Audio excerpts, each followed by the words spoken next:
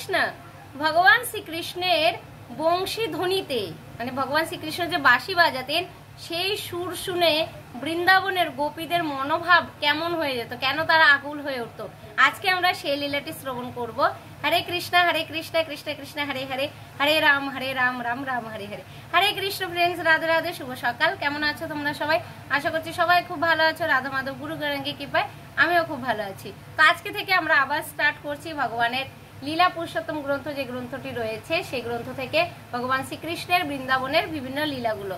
মাঝে কিছুদিন গ্যাপ পড়ে গেছিল কারণ আমার শরীরটা খুব খারাপ ছিল। তো এখন রাধা মাধব কৃপায় ভালো আছি। তো আজকে থেকে আবার কন্টিনিউ করছি।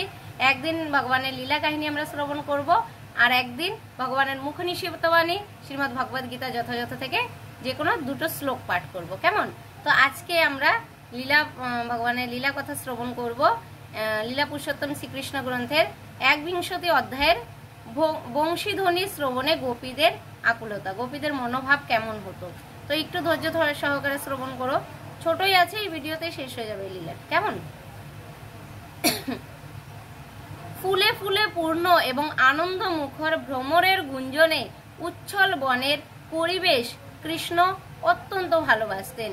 পাখিরা তখন আনন্দে উৎফুল্ল হয়ে উঠত, আর গাছগুলি উল্লাস ভরে তাদের শাখা আন্দোলিত করত। কৃষ্ণ তখন বলরাম এবং গোপ সখাদের সঙ্গে গাভী চড়াতে চড়াতে তার বাঁশি বাজাতেন। কৃষ্ণের বংশীধ্বনি শুনে ব্রজ গোপিকাদের চিত্তে কৃষ্ণ স্মৃতির উদয় হতো এবং তারা পরস্পরের সঙ্গে বলা বলি করতেন, কৃষ্ণ কি সুন্দরভাবে বাঁশি বাজায়।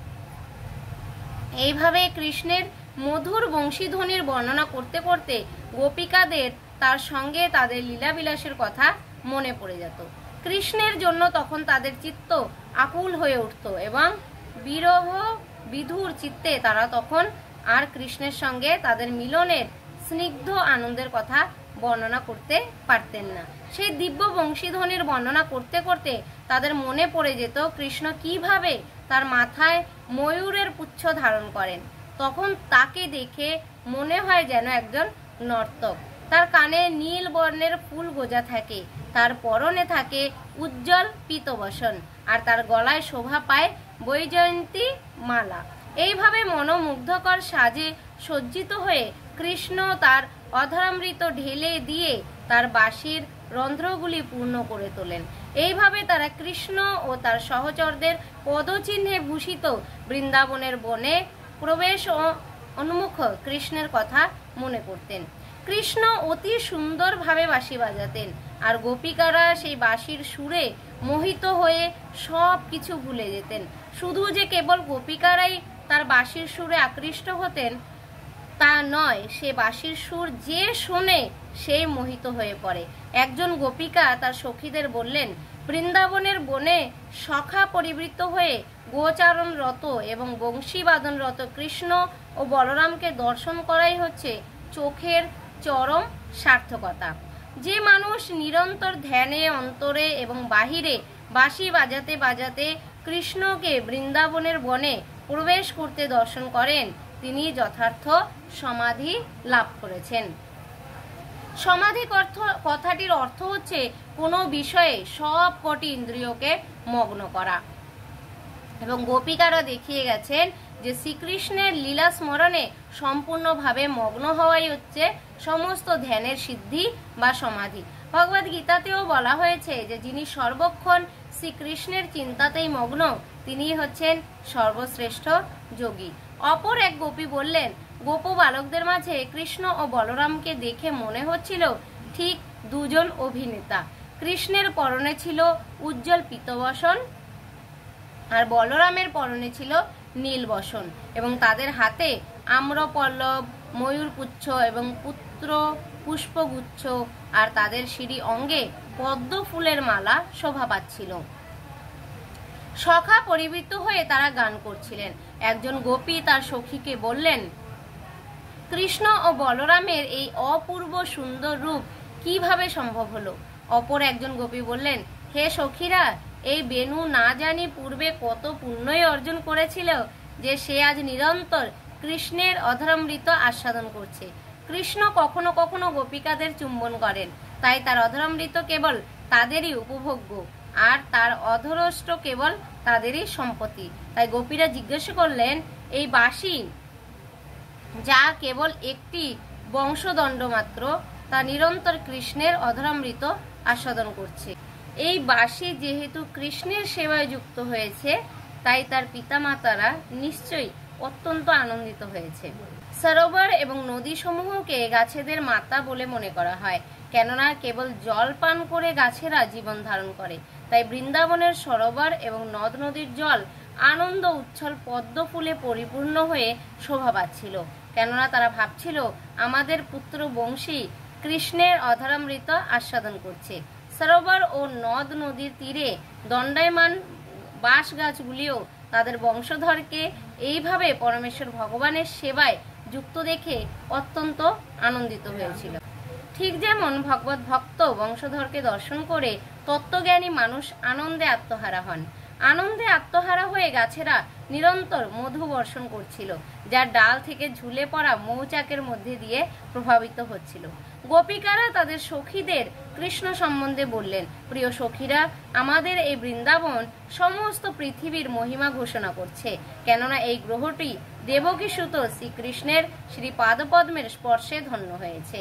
আর গোবিন্দ যখন তার বাঁশি বাজায়, ময়ূরেরা তখন আনন্দে অধীর হয়ে নৃত্য করতে থাকে। গোবর্ধন পর্বত উপত্যকার সমস্ত পশু পক্ষী এবং গাছপালা সেই ময়ূরের নাচ দেখে পাথরের মতো নিশ্চল হয়ে যায় এবং একাগ্র চিত্তে সেই দিব্য বংশীধ্বনি শুনতে থাকে। অন্য কোনো লোকে এই রকম সৌভাগ্য লাভ করা যায় বলে তা আমাদের মনে হয় না। আপাত দৃষ্টিতে ব্রজ গোপিকারা যদিও ছিলেন সাধারণ গ্রাম্য গোপস্ত্রী এবং গোপবালিকা, কিন্তু তারা কৃষ্ণকে জানতেন। তেমনি তত্ত্বজ্ঞানী মহাজনদের কাছে বৈদিক জ্ঞান শ্রবণ করার মাধ্যমে যে কোনো মানুষ পরম তত্ত্বকে জানতে পারেন। অন্য একজন গোপী বললেন, প্রিয় সখীরা, ওই হরিণগুলিকে দেখো, যদিও তারা মুখ পশু, তারা নন্দন কৃষ্ণের প্রতি তাদের ভালোবাসা প্রদর্শন করছে। তারা যে কেবল কৃষ্ণ এবং বলরামের বেশভূষাতেই আকৃষ্ট হয়েছে তা নয়, তার বংশী ধ্বনি শুনে এই হরিণগুলি তাদের প্রতিসহ স্নেহ ভরে তার মুখের দিকে তাকিয়ে থেকে তাকে তাদের প্রণতি জানায়। হরিণীদের সৌভাগ্যে গোপিকারা ঈর্ষান্বিত ছিলেন, কেননা হরিণীরা তাদের প্রতিসহ কৃষ্ণের সেবায় যুক্ত হতে পেরেছিলেন। কিন্তু গোপিকারা যখন কৃষ্ণের কাছে যেতে চাইতেন, তখন তাদের পতিরা তাদের প্রতি অসন্তুষ্ট হতেন। আরেকজন গোপী বললেন, প্রিয় সখীরা, শ্রীকৃষ্ণের রূপ এত সুন্দর যে তাকে দেখে মনে হয় স্ত্রী লোকেদের সমস্ত পূজা পার্বণের অনুপ্রেরণা দেন তিনি। তার দিব্য বাঁশির শব্দ শুনে সুরঙ্গনারাও মোহিত হয়ে পড়ে। যদিও তারা বিমানে চড়ে আকাশ মার্গে ভ্রমণ করতে করতে তাদের প্রতি সঙ্গ সুখ লাভ করছেন, তবুও শ্রীকৃষ্ণের বাঁশির শব্দ শুনে তারা বিচলিত হয়ে পড়েন। তখন তাদের বেণী বন্ধন শিথিল হয়ে যায় এবং তাদের বসন স্থলিত হয়। এইভাবে আমরা দেখতে পাই যে শ্রীকৃষ্ণের বাঁশির শব্দ ব্রহ্মাণ্ডের সর্বত্র ধ্বনিত হয় এবং তখনও বিভিন্ন রকমের বিমান গগন মার্গে বিচরণ করত এবং গোপিকারা তা জানতেন।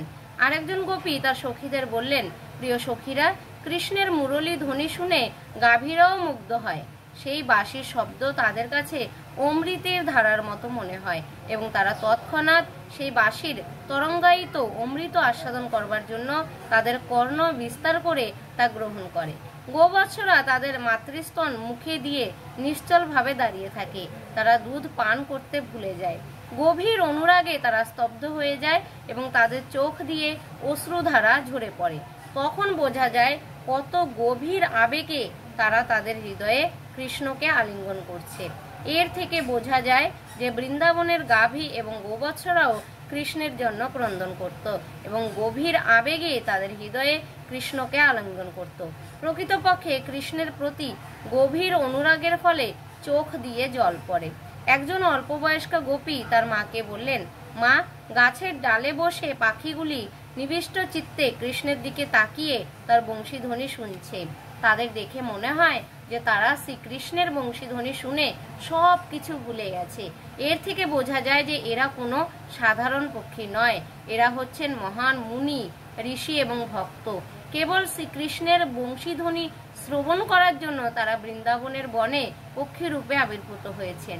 মহান মুনি, ঋষি এবং জ্ঞানীরা বৈদিক জ্ঞান আহরণে উৎসাহী, আর সমস্ত বৈদিক জ্ঞানের সার সম্বন্ধে বর্ণনা করে ভগবদ গীতায় বলা হয়েছে, বেদৈশ্চ সর্বের অহমেব বেদ্য। সমস্ত বৈদিক জ্ঞানের উদ্দেশ্য হচ্ছে শ্রীকৃষ্ণকে জানা। এই সমস্ত পাখিদের আচরণ দেখে বোঝা যায় যে তারা একাগ্রচিত্তে শ্রীকৃষ্ণের অপ্রাকৃত বংশীধ্বনি শ্রবণ করছিলেন এবং বৈদিক জ্ঞানের অন্য সমস্ত শাখা প্রশাখাগুলি বর্জন করেছিলেন। যমুনা নদীও শ্রীকৃষ্ণের বংশীধ্বনি শ্রবণ করে তার শ্রীপাদপদ্মকে আলিঙ্গন করবার জন্য আকুল হয়ে উঠলেন এবং তরঙ্গরূপ বাহুর দ্বারা পদ্মফুল উপহার নিয়ে প্রেম ভরে তা মুকুন্দকে দেওয়ার জন্য এগিয়ে এলেন। শরতের তপ্ত সূর্যকিরণ মাঝে মাঝে অসহ্য হয়ে ওঠে, আর তাই মেঘরাশি বলদেব সহ গোপগণ পরিবৃত বংশীবাদনরত শ্রীকৃষ্ণকে ছায়া প্রদান করবার জন্য প্রেমে পরিপূর্ণ হয়ে আবির্ভূত হন। কৃষ্ণের সঙ্গে সখ্য স্থাপন করবার জন্য মেঘমালা ছাতার মতো তার মাথার উপরে বিরাজ করে।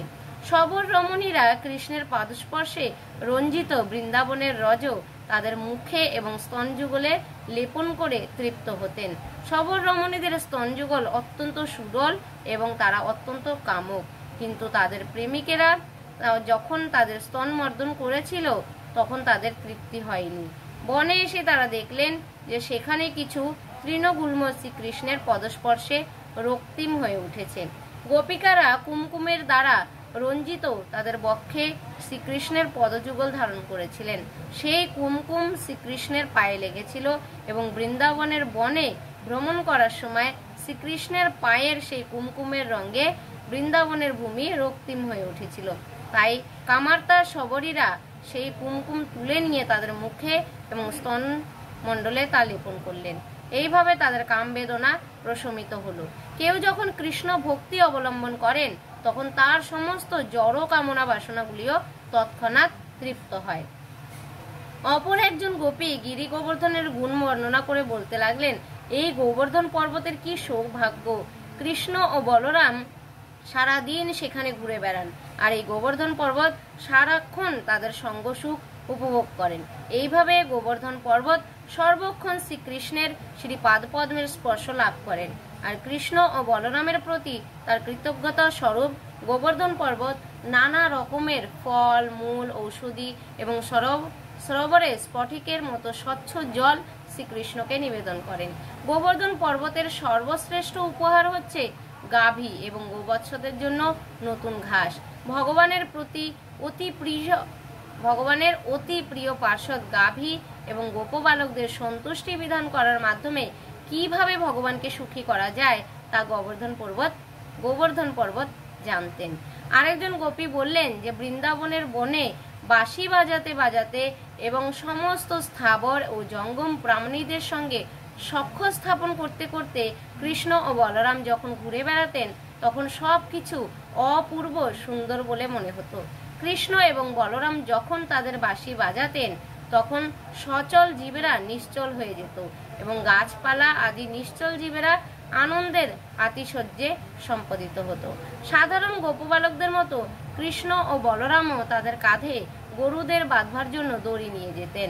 গো দহন করবার জন্য বালকেরা দড়ি দিয়ে গরুর পিছনের পা দুটো বেঁধে রাখত। সবসময়ই বালকদের কাঁধে ছোট্ট দড়িটা থাকত এবং কৃষ্ণ ও বলরামের কাঁধেও সেই দড়ি ছিল।